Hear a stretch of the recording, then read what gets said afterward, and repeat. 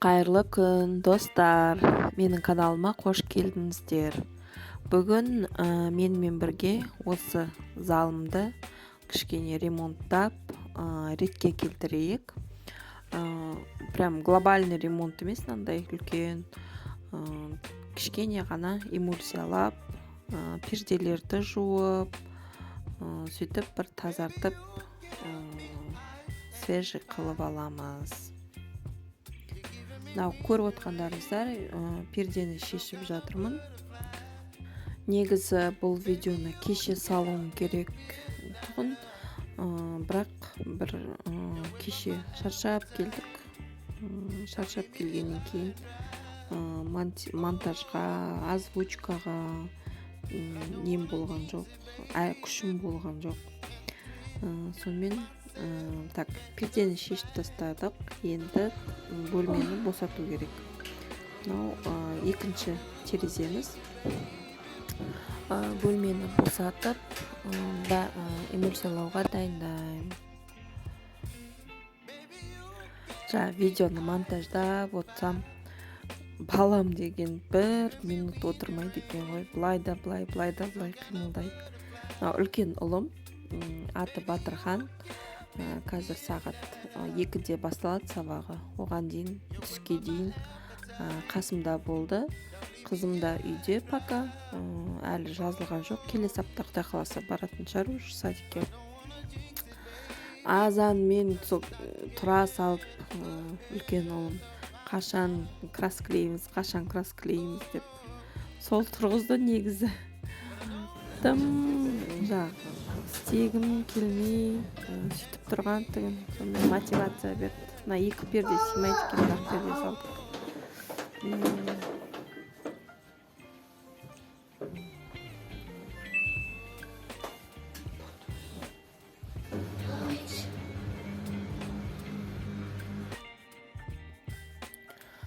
Сөйтіп перделерді салып қойдым да, ары қарай тазартуға кірістім.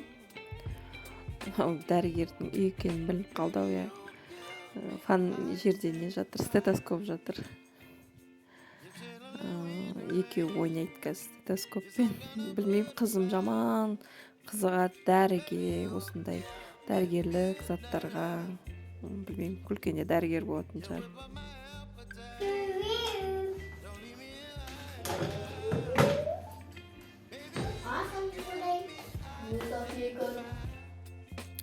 Кір жаятынды шарт тастайын.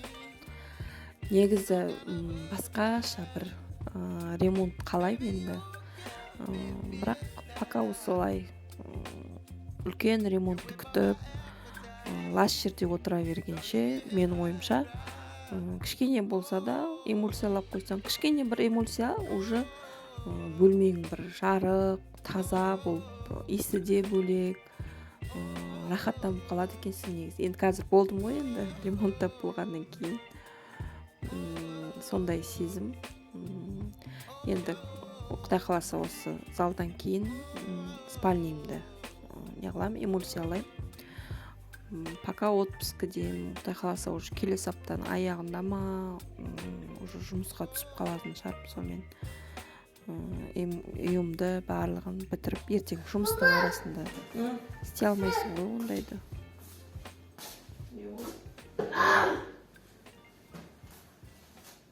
Білмеймін, көзі шазақ түрі жәндік мазасы. Өлмейді ма үші? Өлмейді үші? Кене ғой. Не істейді?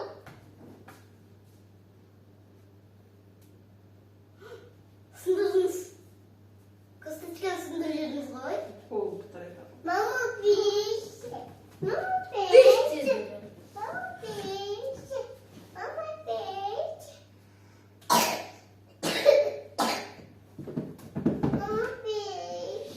Мама, пиш. Мама, пиш. Болмайды.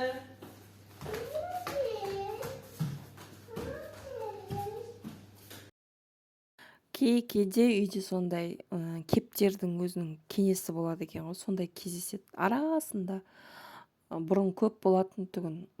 Анау крыша, біз 5-ші этажда тұрамыз ғой, сонымен крышадан солар кептерлердің барлығы сол жақта ұялайды екен. Сөйтіп ол кептерді бүкіл көршілеріміз ақша жинап, ол кептерді уладық. Улап, жаңағы бәрін бітеп, жаңағы сеткаларын барлығын салдық. Бірақ уже 1 жылдан асып кетті улағанымызға. 1 жылдай болып қалды, иә. Уласақ та арасында сондай кенелер шығады, білмеймін как еткен. Көршілер де айтады, үйлерімізде бар арасында дейді. Енді Құдай сақтасын, енді бірақ ондай шағып неғылғанын байқаған емеспін. Соның арасында осындай кездеседі. Мынау диванның астын тазарттық. Бұл диван көп жылжымайды, кішкене ауырлау. Қайта бұл кішкене жылжыттым, анау ар жағындағы диван вообще жылжымайды. Телевизордың бетін жауып қойдым. Эмульсиялауға дайындап жатырмын. Қазір пакетпен диванның бетін жабам. Перчаткамды киіп алайын. Мынау пакет, білмеймін, бұрын эмульсияға пайдаланған пакет қой. Эмульсиясын бәрі қатып жерге түседі екен, оказывается. Жердің бәрін осындай эмульсия қатып қалған эмульсиялар болды ғой. Енді бірақ зато пакет бар, диваным таза. Кардонымды төсеп дайындалып жатырмын. Потолокты не қылатын таяғым, эмульсиялайтын.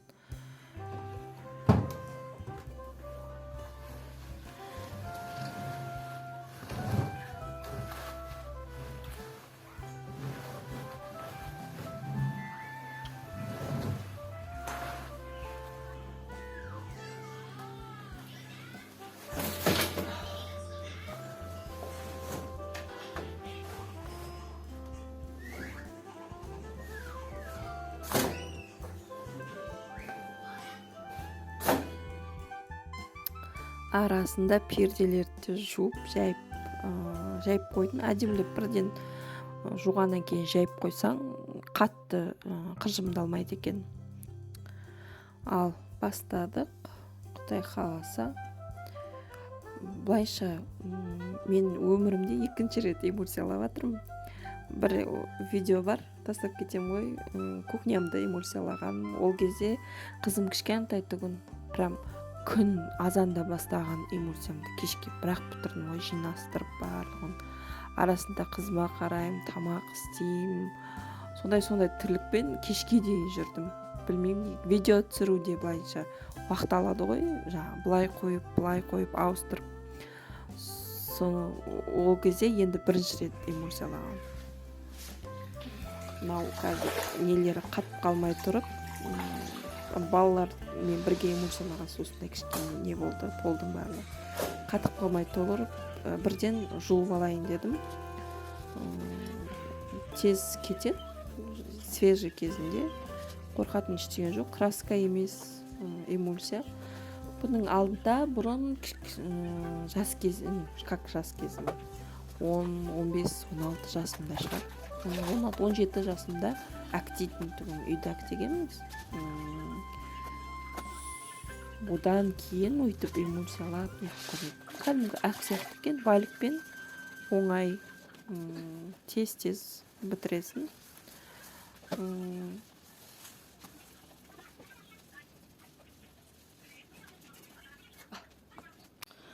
Мына құлап жана шошытып жіберіп, сотым сынып қалма деп ақтарылып қаптын.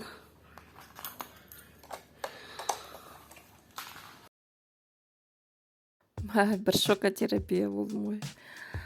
Анау несі кішкене осалдау да мынандай маған, например, мен енді білген жоқпын, 1-ші рет видео түсіріп жатырмын, былайша опытым жоқ. Мынандай домалақ светі бар, ол көбінесе, мне кажется, тикток түсіретіндерге жақсы сияқты.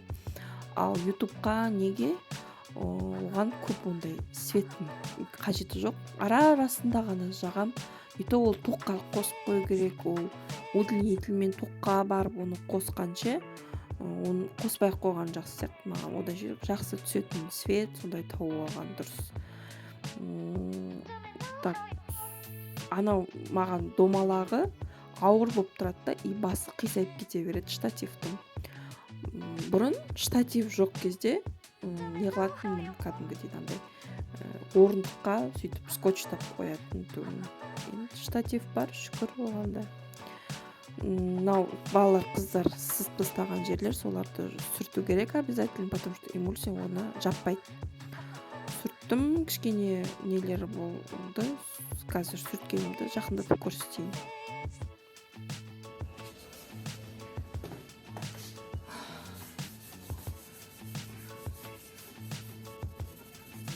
Шоколад па, стайч қолдармен келеді, олар сосын карандаш, неше түрлі нәрсе жазып кетеді.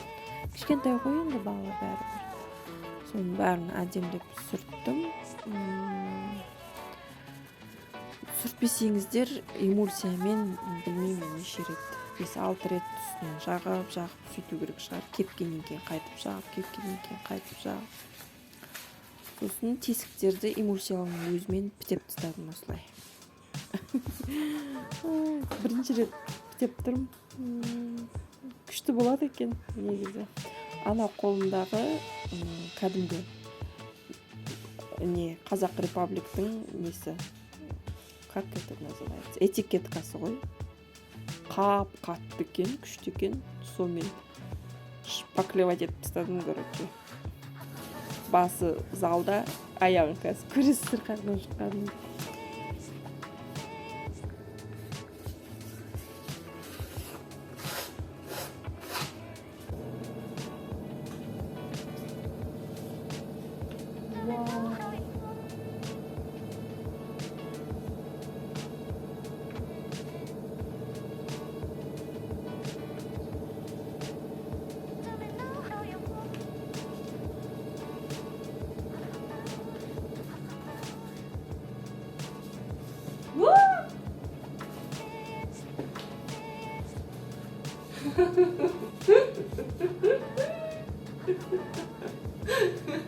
Ой,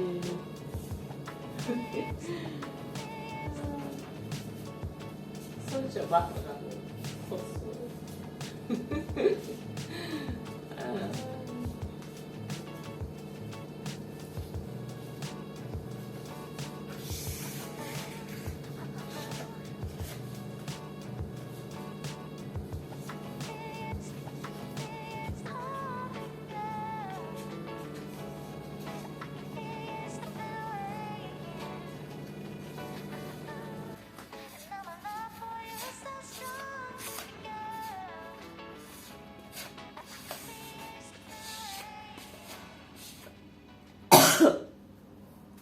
Короче, делаю ремонт, малярные работы, вот.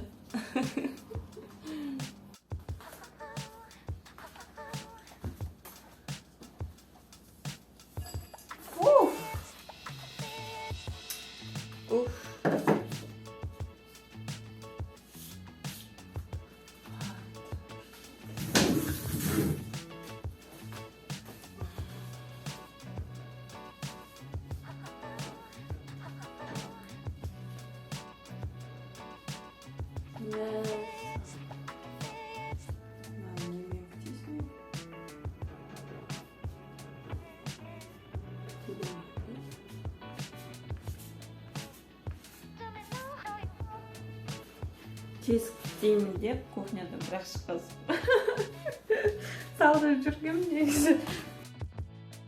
Қайтайын залыма. Бәрін болдым.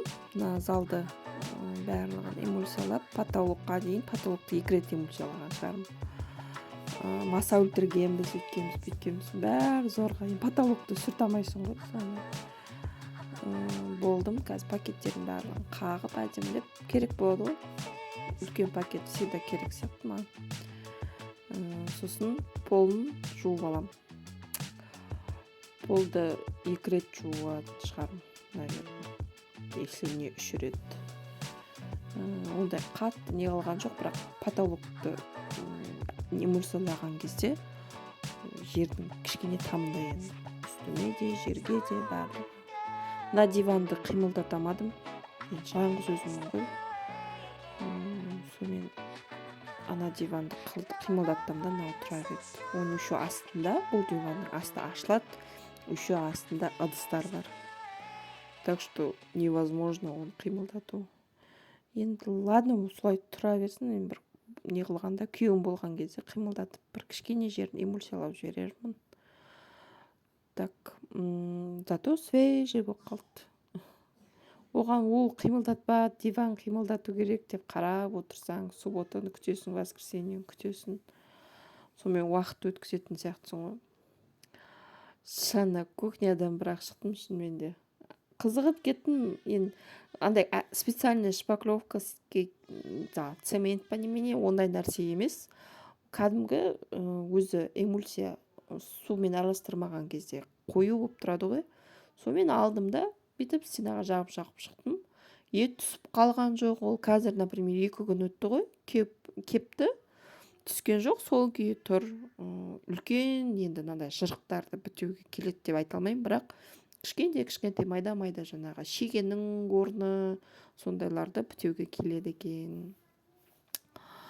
Так, полды біріншісін үстіп жуып алдым. Екінші ретке белім шыдамайды ау деймін. Потому что диванды қимылдаттым, уже әлімде құрып бара жатыр.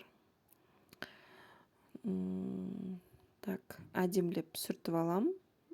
Плинтусқа дейін барлығын тап-таза қылып. Екінші рет уже тап-таза сумен тез швабрамен жудым. Швабрамен екінші рет жуып шықтым. Қазір көресіздер ғой.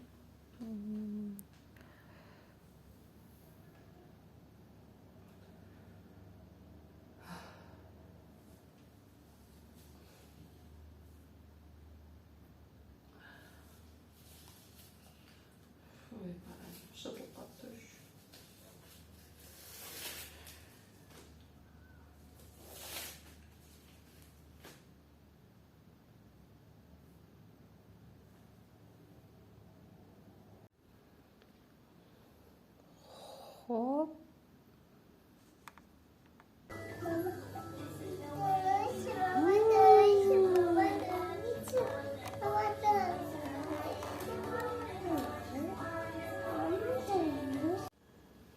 Деп результатын көрсетіп қойғансың ғой. Енді прям сүрткен жуған көрмеймін дейтін болсаңыздар, осы жерде тоқтай салуға болады. Ал бірге сүртейік, жуайық десеңіздер, ары қарай тазартамыз. Бір сылтауды пайдаланып, терезелерді жуып алдым. Қазір есіктердің барлығын тазартып, эмульсиядан. Мынау бұрын краскіледім ба, ұмытып қалып тұрмын ше, жерді, балконға шығатын не ғой, жер ғой. Сол жерді краскіледім ау деймін. Бірақ үстінен эмульсия жақтым, нормально әппақ болып тұр. Түсіп қалған жоқ, қабыршық болып ештеңе болған жоқ, нормально тұр. Мынау ар жағымызда бізде стройка болып жатыр. Үй емес, мектеп салып жатыр. Зорға жайдым. 5-ші этаж ғой енді дегенмен. Қолымнан түсіп кете ма деп қорықтым. Кілемімді жайып қойдым. Қайта бұл жерде күшім бар. Қазір кілем кіргізетін кезде вообще күш қалмайды ғой, уже қағуға да күш жоқ. Көп мынау стройка болғаннан кейін бір шетінен енді Қызылорданың желі бар ғой. Жел, батпақ, топырақ боп, сонымен терезенің барлығына жабысады. Зато терезем тап-таза болып қалды. Хоть бір апта болып таза болып тұрса да, әйтеуір приятно ғой. Соны терезені жуып болғаннан кейін келесі екінші терезені жуам. Мынаның сеткасын алмаппын почему-то. Қазір қарап отырсам, сеткасын бұны тазартқан жоқпын да, ал екінші терезенің мынау түсіп кетіпті уже терезеге біреулер, бір кептер дегендер. Мынау бізде блок қойылған, анау немен құлталынады. Кілті тек қана бізде болады. 100 килограммға дейін дейін ба, 200 килограммға дейін ба, шыдай тартсаң, ана сым ше. Енді біз решетка ештеңе қойған жоқпыз. Оның орнына осындай құлыптанатын ашылмайды до конца, кішкентай ғана, басты сыймайды саңылаудан. Зорға жудым осы терезені, почему-то қорқып. Енді негізі мен жоғарыдан қорқам, бірақ 5-ші этажға енді үйрендім жаймен. Қолың ұзын болған осы кезде жақсы екен. Бойың ұзын болған, қолың ұзын болған. Рахатын терезе жуғанда көресің. Дірілдеп жуып тастадым барлығын. Зато біразға дейін тұрады. Ар жағымызда Сырдарияны көріп тұрсыздар ма? Күшті, иә? Виді күшті ғой, біздің виді Сырдарияның бойында. Бірақ осы жылы почему-то иісі шықты, соны Сырдарияның ше. Күріштікке алған кезде су тартылып қалды да, кішкене болото ма, сондайдың иісі шықты. Қазір 5-ші этаждан вид көрсетемін сіздерге.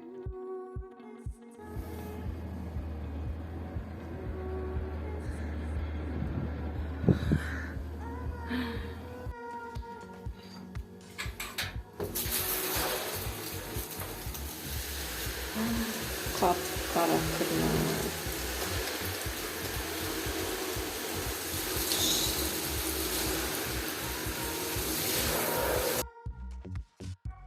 Бір сылтаумен люстрамды тазарып қалды.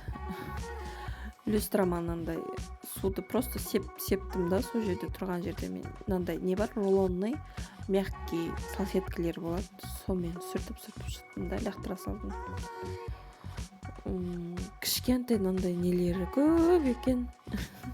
Барлығын бір-бірлеп сүртіп. Негізі не қылуға да болады, снимать етіп ше, барлығын бір-бірлеп, кім шешеді оны. Белім ауырып қалды ау деймін мына жерде, диванды итеремей қалдым. Міне швабрамен тез өйстіп бір сүртіп шықтым. Асығып тұрмын, потому что қазір сағат 2 ұлымды, біреуін садиктен, біреуін мектептен алып кетуім керек.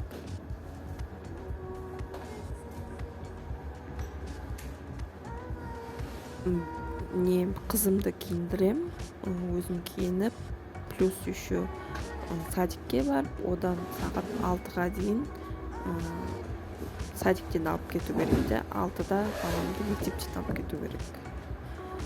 Зорға дегенде үлгірдім, бірақ тез жуып, мына жерде уже әлім жоқ, зорға көтердім. Қағу деген вообще невозможно.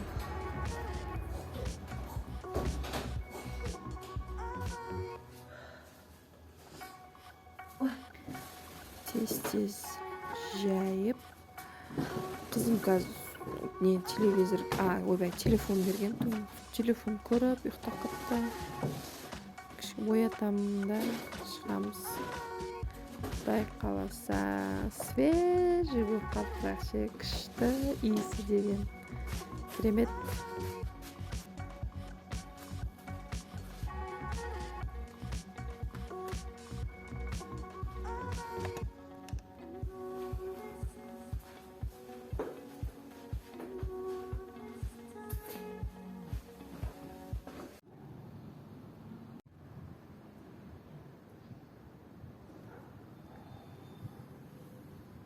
Мына уже ертеңгі күн, банкі жабылға келдік.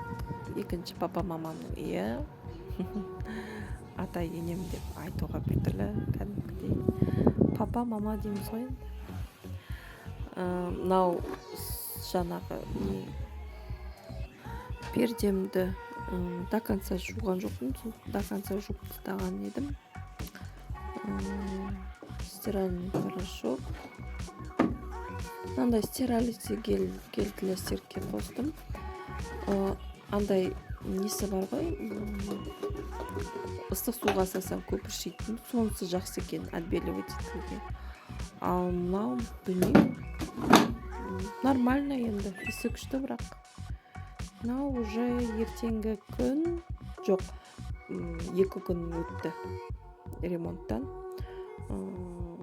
Ремонт істедік, содан кейін банка жабууга кетип калдым ертеңгісіне, мына уже 3-ші күн.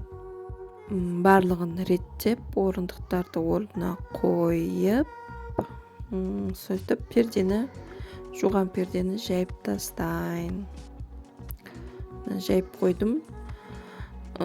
Негізі жаңағы бірден жуып болғаннан кейін, кепкеннен кейін түзу қылып жайып қойсаң, қатты қыжымдалмайды екен.